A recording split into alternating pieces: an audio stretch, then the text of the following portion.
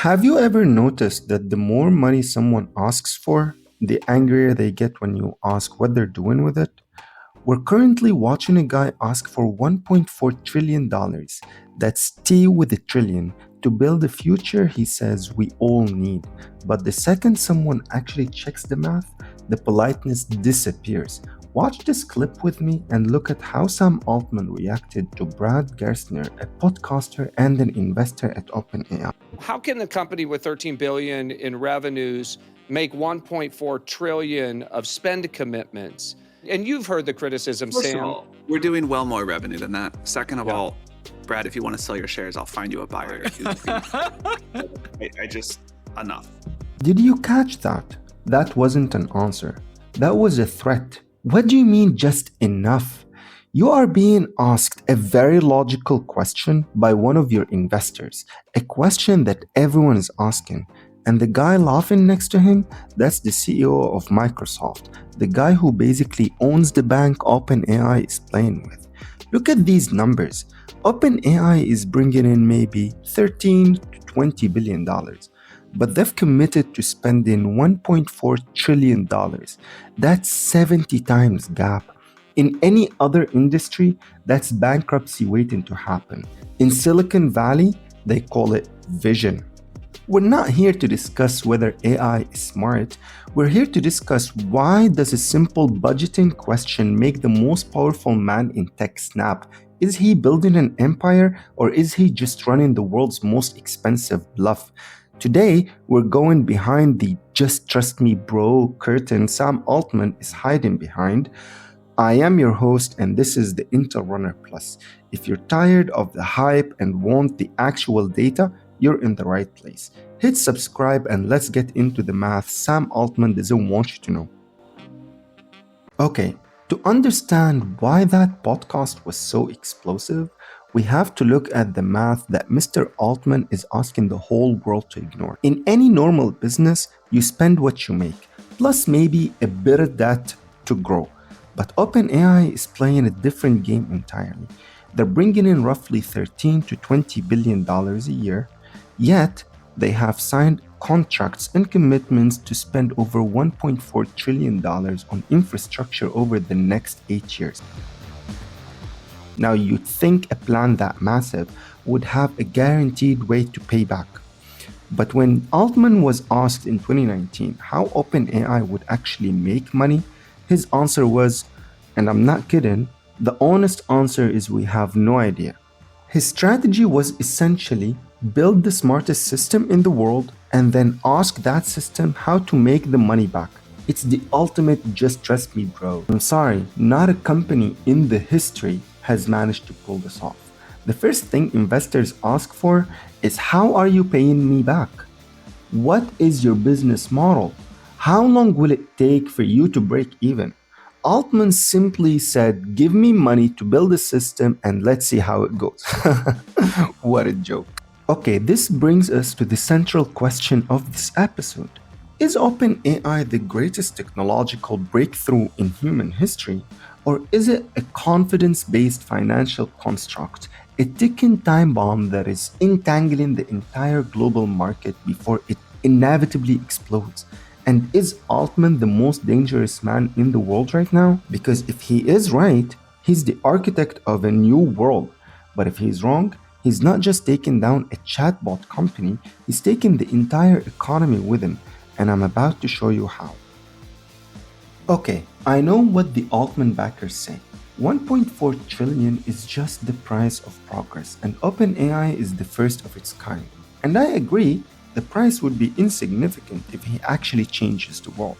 But I want to take a look at Altman's history and background, and I want to take you with me on this trip. This is necessary because the guy is asking you to bet the entire global economy on his vision. Let's have a look at his track record. Is this a man who delivers, or is he a man who sells a story? Let's talk about Loopt. This was Mr. Altman's first big miracle back in 2005. It was an app meant to help you find your friends, but obviously, for an app like that to work, you need users, a whole lot of them. Throughout Loop's entire life, Altman refused to say exactly how many people were actually using it. He just kept insisting they had way more users than anyone else. It was the first time the world heard the Altman mantra, just trust me, bro. But when the dust settled, the reality was, well, embarrassing. And surprise, surprise, toward the end, it turns out Loopt only had 500 users. When Reuters called him out on it, he claimed it was actually 100 times more and promised to show evidence. Well, he never did. The company was sold to Green Dot, who, get this, shut it down immediately. They never even used the tech. Some investors even alleged it was a dirty deal, just to pay back the venture capitalist. But Altman, he walked away with millions for an app that basically didn't exist. Okay, I understand a lot of tech founders back then got very rich very quickly on some nonsense apps, and Altman wasn't the first, nor was he the last. Let's take a look at another one. Now you would think that would be a red flag. Instead, it was a resume builder, because shortly after, Altman was named president of Y Combinator, essentially the most powerful startup factory in the world. It basically funds the small startups for a share. And this is where the narrative inflation went from one-off lie to a systematic approach. While he was running YC, Altman also had his own private fund called Hydrogen Capital. He promised he wouldn't cross-invest, meaning he wouldn't use his inside view and knowledge at YC to pick the best companies for his personal wallet, which is also illegal, by the way. But investigative reporting from the New Yorker found that up to 75% of his private fund was invested in companies that came through YC. He was effectively getting a cut of the power he was supposed to be neutral about.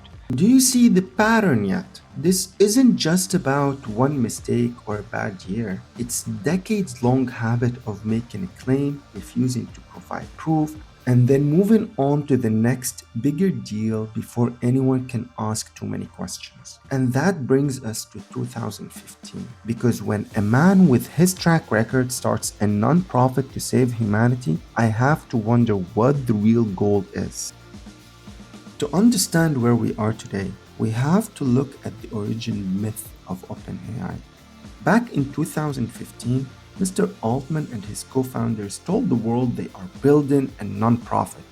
They said their goal was to advance digital intelligence to benefit humanity as a whole, specifically unconstrained by a need to generate financial return. Sounds honorable, right? Look at that phrase. Primary fiduciary duty to humanity. In plain English, that means if they had to choose between making $1 billion and saving a life, the law required them to save the life. It was a beautiful promise. But fast forward to today, and that promise has been, well, surgically removed. Now, stick with me here, because this is where the corporate shell game starts. In 2019, they realized saving humanity was expensive, so they created a capped profit subsidiary. Then, just recently in late 2024 and 2025, they pivoted again, transforming into a full-blown public benefit corporation. I know this sounds like a boring legal filing, but it's actually a brilliant way to hide how the money is moving. Take Microsoft, for example. They've poured over $13 billion into OpenAI. But here's the catch. Most of that money never actually leaves Microsoft's ecosystem. It's what experts call circular capital.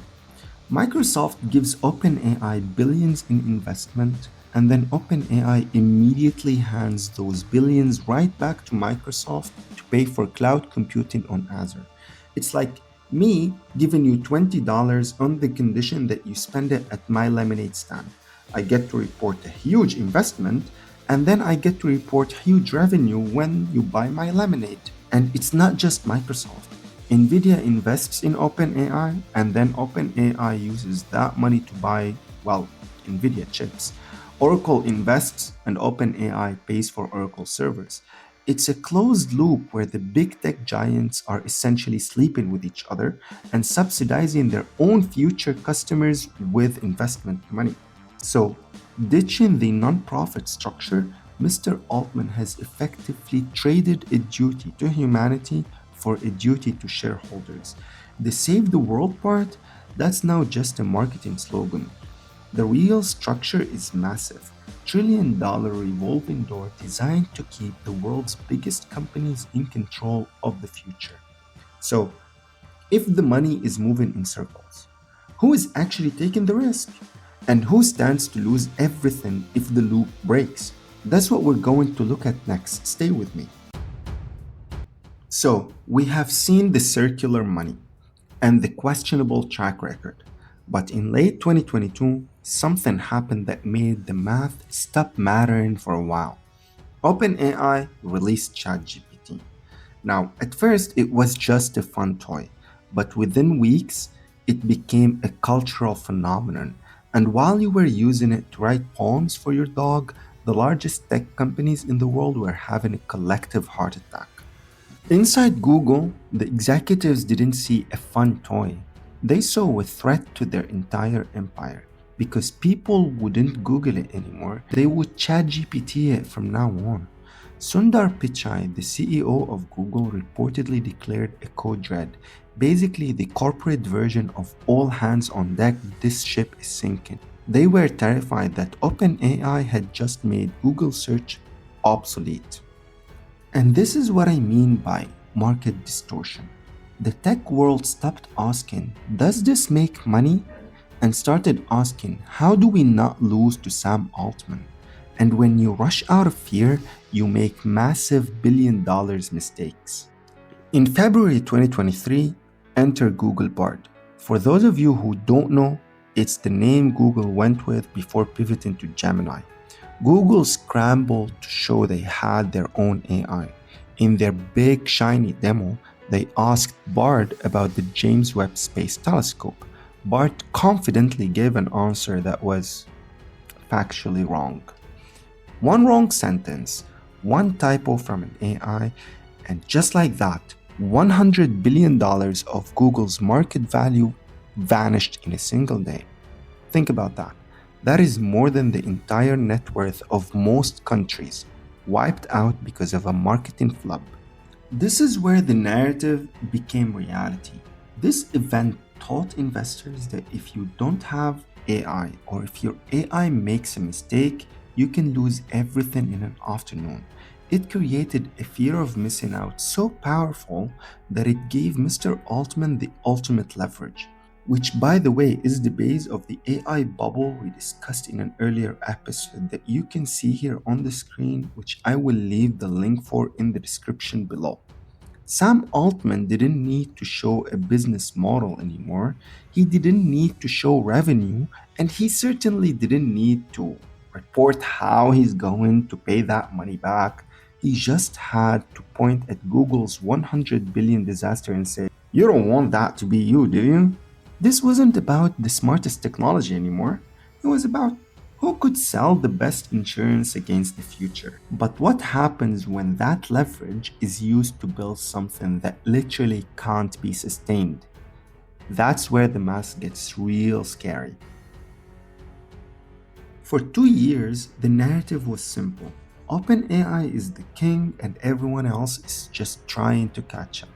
But by late 2024 and throughout 2025, that crown didn't just slip, it was snatched. Look at LM Arena. This is the industry gold standard, blind testing where human votes on which AI gives the better answer. For the first time, ChatGPT isn't the undisputed winner. You have Gemini 3 Pro from Google taking the top spot for reasoning, while Claude 4.5 is being hailed as the superior coder.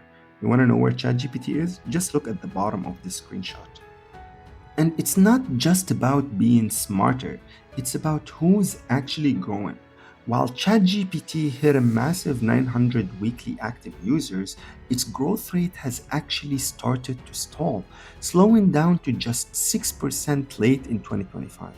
Meanwhile, Google's Gemini app surged by 30% in the same period. Even the biggest tech cheerleaders are jumping ship. Mark Benioff, the CEO of Salesforce and a guy who used ChatGPT every single day for 3 years, recently went viral for saying he's not going back. After just 2 hours with Gemini 3, he called the leap insane. When a guy running $300 billion software empire walks away from you, the inevitable winner story starts to, well, fall apart.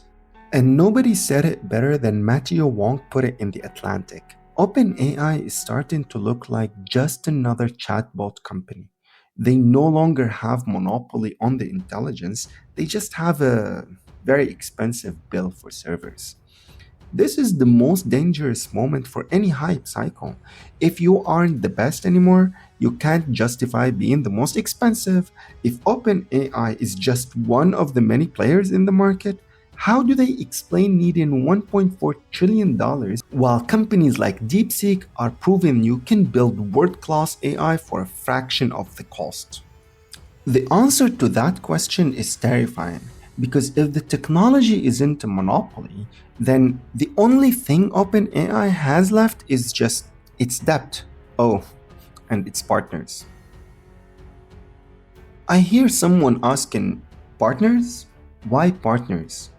And here's why I say partners, and stay with me for this part. So, if the technology, as we said, is no longer a monopoly, what exactly is keeping this $1.4 trillion engine running? It's a ledger of promises. Let's look at the Altman debt being racked up across the industry right now.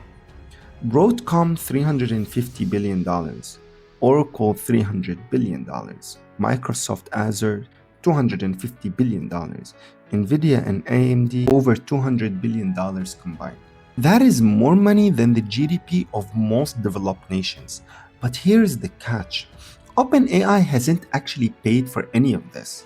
These aren't cash purchases. They are commercial obligations. It's a massive bet based on the belief that OpenAI might eventually, at some point, have the money to pay everyone back. But look at the risk Altman is shifting onto his partners. Here's why I say he is the most dangerous man in the world right now.